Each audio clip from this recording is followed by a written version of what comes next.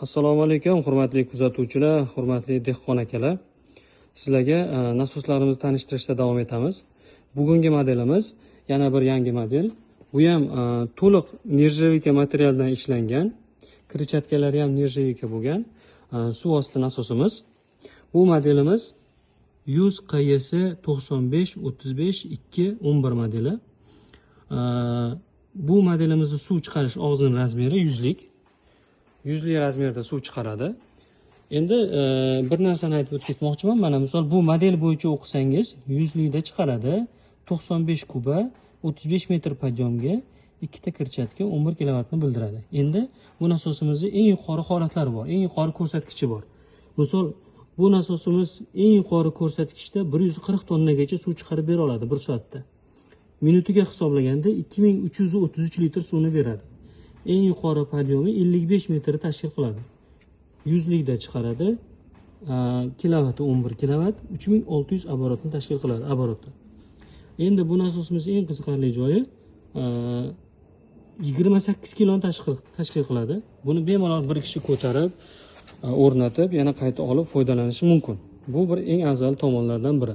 Endi to'liq nержавейкаdan tashkil topgan. Bu modelimizning kirchatkasi ikkita kirchatka. O'zini kabeli bor. Bu kabellar to'g'ridan to'g'ri kelib invertorga ulanadi. Invertordan chiqqan tokimiz iste'mol tokiga ulanadi. Va bu nasosimizni invertor orqali foydalanamiz.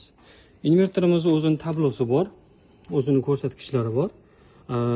Yoqish tugmasi, o'chirish tugmasi, сохранить tugmasi, оборотni ko'tarish, tushirish, ko'tarish tugmasi va buni ham yana bir zo'r tomoni bor.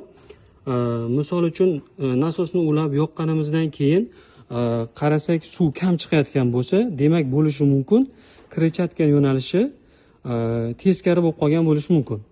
O'sha holatda biz kabelni boshqatdan ulashimiz kerak yo'q. Shu invertorimizning o'zidan mana bu tugma orqali ishlayotgan holatda ham mana shu tugma orqali kirchatkani yo'nalishini o'zgartirishimiz mumkin. Mana bu tugmasi xususiyatlar tugmasi. Bu yerda ham boshqa xususiyatlari bor. Amallar bajarsa bo'ladi. Bu invertorimizda misol qanaqadir ошибка holati bo'ladigan bo'lsa, ekranda o'sha ошибка chiqib keladi. Yozuv chiqib keladi va uni o'zining kitobchasida o'sha xatolarni nima bo'lganini ko'rsatib turuvchi kitobchasi bor. Shu kitobchadan ko'rib foydalansa bo'ladi. Mana shu modelimiz kimga kerak bo'lsa aloqaga chiqishingiz mumkin. O'ta sifatli, garantiyali kafolati bor.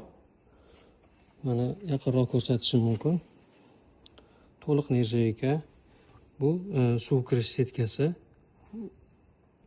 ko'targich, ko'taradigan ruchkasi va motor qismi. Xudo xolasa, bularimizni zapchastlari ham bor. Mana misol